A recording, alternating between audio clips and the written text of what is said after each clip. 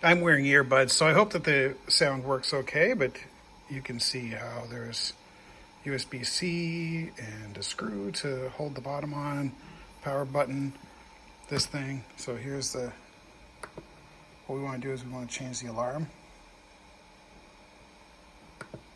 And I don't remember what time it said. I don't think it said 9 something.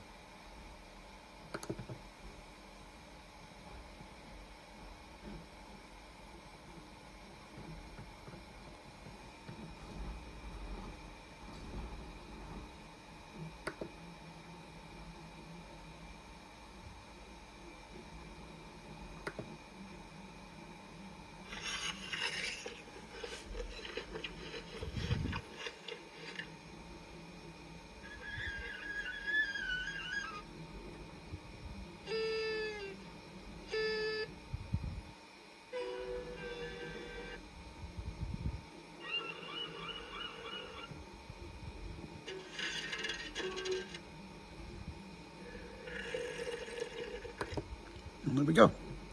So that's set. I mean, I might have missed the time. I don't know, but we'll find out. Oh, yeah, I did. So that's not going to go off because oh.